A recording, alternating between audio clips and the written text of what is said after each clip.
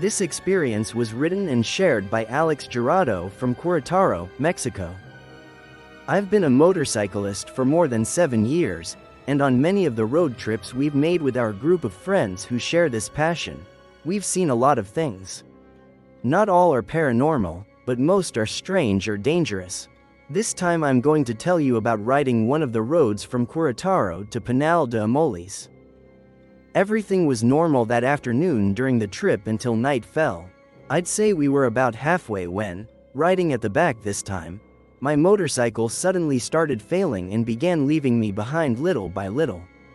It was the first time this bike had done that to me, so I wasn't expecting it. I pulled over while making failed attempts for the others to hear or notice I was falling behind. Nothing. I thought I'd call them once I'd stopped. Parked there, I stayed looking up at the sky. It was clear and beautiful, the stars hypnotizing me for a while. I came back to myself and, before taking out my phone, noticed no vehicles were passing. That felt weird. It wasn't so late that nobody would be out, or that you wouldn't see someone in any direction. Then, suddenly, from the opposite side of the road, from the brush on my left, 3 children ran out. They looked about 4 or 5 years old by their height, and they came out like nothing, in the middle of all that darkness. I shouted, thinking they were lost or playing, and this was no place to play. They ran across the road making no sound except their footsteps. Something told me not to shout again and to stay sitting on my motorcycle in silence. They were maybe 20 meters from me and in seconds had crossed the road, but they didn't stop. They kept running and disappeared into the bushes and scrub on my right. From the movement I guessed they were heading toward a little hill or rise a bit deeper in. That's when I noticed something I hadn't seen before. Halfway up that hill there were some lights. They were fairly large given the short distance. They moved, like someone waving a flare.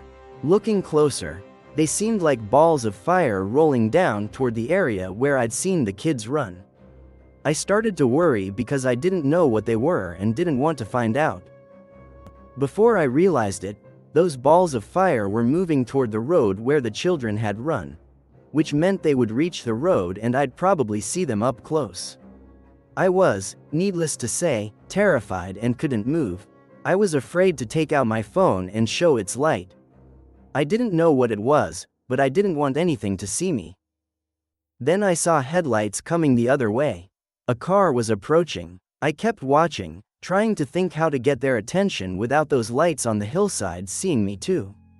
When the car got a bit closer I turned on my phone flashlight and started waving, not caring anymore who saw me first. The driver flashed the lights to signal and began to pull over. As the car slowed, the balls of fire by the road separated somewhat quickly and began to fade or go out. I couldn't tell which. They stopped and a family got out. I ended up talking with a young man who said he'd wait with me until my friends arrived. He must have seen me nervous and asked if I'd had an accident. I told him I was fine. I hesitated to tell him what I'd just seen, but after he asked if I'd seen anything strange I told him everything, just like I'm telling you. He said it was good he'd come by when he did, because it wasn't the first time he'd heard about those balls of fire on that road. People said they were witches, from what he'd heard. But he'd never heard about the children. I had no idea what they could have been either. Not long after, my friends came back. They said they'd noticed a little later and were already heading back, and fortunately it ended as that strange vision.